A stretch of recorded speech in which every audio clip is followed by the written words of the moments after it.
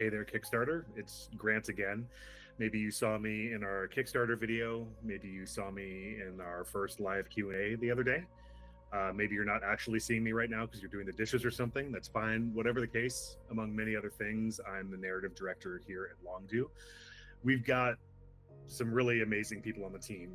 You saw some of them in our campaign video. You'll see some more of them today because we wanted to give you all a little insight into what's inspired us. We asked people on the team about their favorite moments from games, a twist they didn't see coming, a character that left a lasting impression, that kind of thing.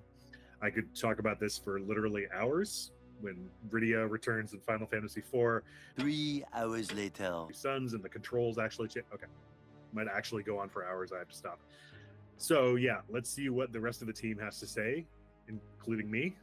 I didn't think to have an intro ready when we recorded me, so I'm going to show up in the middle of this montage, or we don't know what the order is going to be.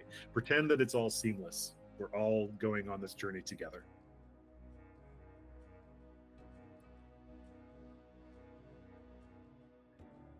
So my memorable thing is more of a character than a moment. It's actually two characters, and that's April Ryan and Zoe Castillo from the Longest Journey saga.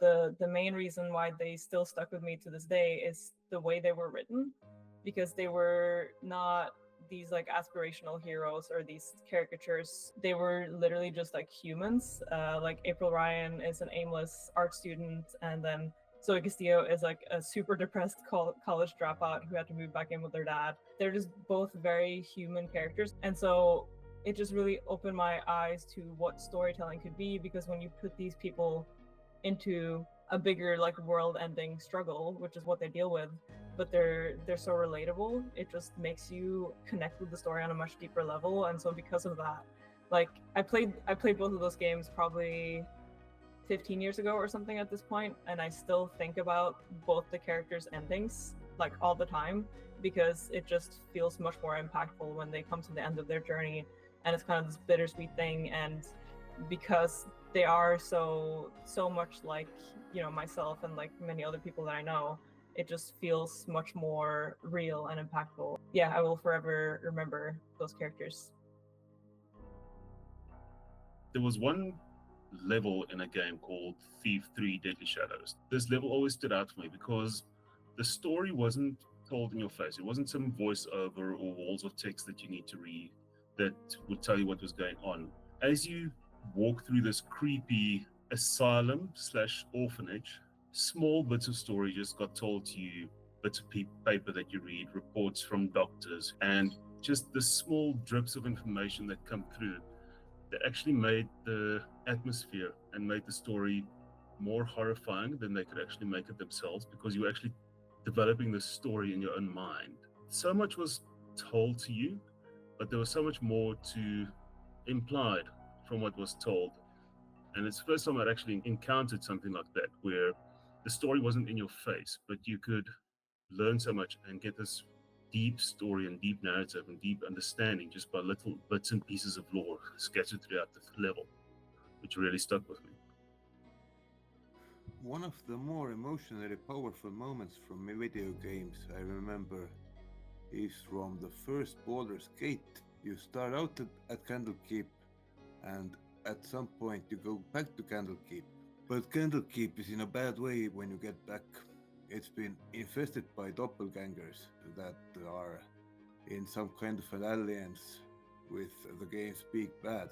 They impersonate the people that were in the start of the game / demo, which you often go through multiple times. So it was specifically uncanny seeing them turn against you and taunt you in ways that were suggested by their previous dialogue. So I have been playing RPGs since I was very small, and one of my favorite series has always been the Ultima series. When I was a kid, the virtues system that they had in that game were inspiring to me in ways that I had not really encountered before in my young life. One of my favorites, though, was Ultima 6, The False Prophet. And this is a story about the gargoyle world, and they were called demons before. And you're playing through the game. You've been hearing the Britannia theme for many games, and it's the song for the real world, Rule Britannia, and that plays whenever you go into Lord British's castle, and I think when you go into town of Britain, et cetera, et cetera. And for the first time in this game, you hear the gargoyle theme, which is when you go to the gargoyle world. I think it's the underworld. I don't even remember what it's called, but you start to hear their theme for the first time, and it's a theme that you haven't heard before. But when you get to the ending of that game, and it's time for us all to learn our lessons, and the Lord British and I think Draxanusum is the name of the king of the gargoyles. They both come together to try to save the world.